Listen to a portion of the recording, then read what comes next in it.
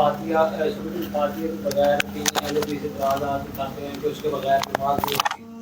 تو ہم بھائی امام کے پیچھے نماز پڑھتے ہیں، تو اس کا بھائی کیا کوئی مطلب ہے کہ ہم کہتے ہیں کہ ہماری جو امام کا جو قرات ہے وہی مقتدی کی قرات ہے جی، تو اس کے حوالے سے بتائیے گا کہ ہم کس طرح سیکھ لیں اور وہ کس طرح بتائیں؟ جب بندہ امام کے پیچھے ہوتا ہے، یہ بات کہ فاتحہ کے بغیر نماز نہیں ہوتی، جب ہم امام کے پیچھے ہوتے ہیں، ہمارے امام فاتحہ پڑھتا ہے تو ہماری نماز فاتحہ کے بغیر ہوئی، فاتحہ کے ساتھ ہوئی نا۔ اصل یہ ہے کہ امام کے پیچھے ہم پڑھیں یا نہ پڑھیں، تو امام اعظم ابو حنیفہ رحمہ اللہ کا موقف یہ ہے کہ جب انسان اکیلا ہو یا امام ہو تو فاتحہ اور اس کے بعد والی سورت پڑھے، اور جب اکیلا نہ ہو بلکہ مقتدی ہو تو پھر امام کی قرات مقتدی کی قرات ہے۔ اس پر ایک تو قرآن کریم کی آیت ہے، سورۃ الاعراف آیت نمبر 204،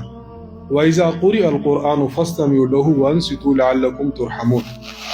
جب قرآن کریم پڑھا جائے تو اس کو غور سے سنو اور خاموش رہو تاکہ تم پر رحم کیا جائے۔ تفسیر ابن ابی حاتم رازی میں امام ابو حاتم رازی رحمہ اللہ نے ایک حدیث نقل کی ہے حضرت محمد بن کعب القرظی سے۔ محمد بن کعب قرظی فرماتے ہیں کہ نبی علیہ الصلوۃ والسلام نماز پڑھاتے تھے تو صحابہ پیچھے پڑھتے تھے، نبی علیہ السلام بسم اللہ الرحمن الرحیم پڑھتے، صحابہ بھی پڑھتے، نبی علیہ السلام سورۃ الفاتحہ ختم کرتے، صحابہ بھی کرتے۔ فَلَبِثَ مَا شَاءَ اللَّهُ أَن يَلْبَثَ، یہ معاملہ جہاں تک چلتا رہا اللہ نے جب تک چاہا۔ اس کے بعد آیت نازل ہوئی وَإِذَا قُرِئَ الْقُرْآنُ فَاسْتَمِعُوا لَهُ وَأَنصِتُوا لَعَلَّكُمْ تُرْحَمُونَ، فَقَرَأَ، وہاں الفاظ ہیں اس آیت کی تفسیر میں، نبی علیہ الصلوۃ والسلام پھر قرات کرتے تھے، وَأَنصَتُوا، اور صحابہ خاموش رہتے تھے۔ تو ہم یہ بات عرض کرتے ہیں کہ ہم جو کہتے ہیں کہ امام کی قرات مقتدی کی قرات ہے، اس کی ایک تو دلیل یہ تفسیری روایت ہے۔ نمبر 2، خود صحیح مسلم میں حضرت ابو موسیٰ اشعری رضی اللہ عنہ سے روایت ہے، فرماتے ہیں کہ نبی علیہ الصلوۃ والسلام نے ہمیں نماز کا طریقہ سکھایا اور نماز کی سنتیں سکھائیں، اور آپ نے فرمایا امام اس لیے بنایا جاتا ہے کہ اس کی اقتداء کرو، وَإِذَا كَبَّرَ فَكَبِّرُوا، جب تکبیر کہے تکبیر کرو، وَإِذَا قَرَأَ فَانصِتُوا، جب قرات کرے تو خاموش رہو۔ یہ روایت صحیح مسلم میں موجود ہے۔ اچھا، بخاری اور مسلم کی سند کی شرط پر میں تیسری بات عرض کروں، بخاری مسلم کی سند کی شرط پر ابن ماجہ میں حضرت ابو ہریرہ رضی اللہ عنہ کی روایت موجود ہے۔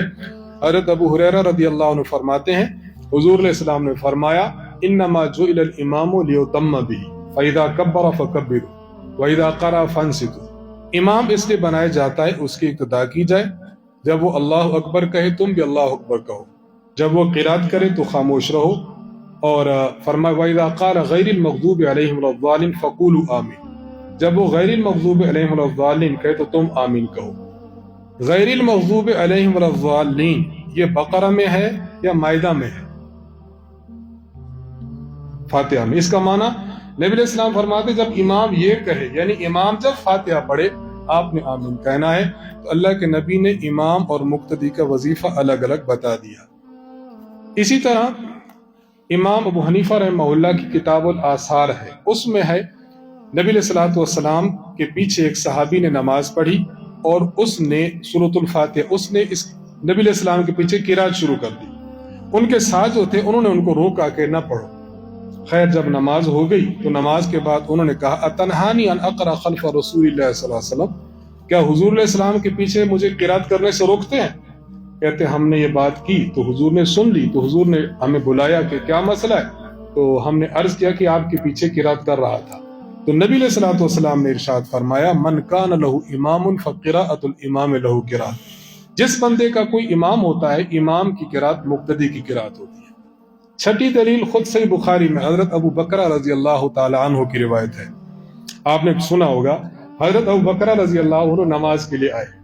آ رہے تھے تو دیکھا کہ نبی علیہ السلام رکوع میں چلے گئے، تو وہ صف کے پیچھے سے اللہ اکبر کہہ کر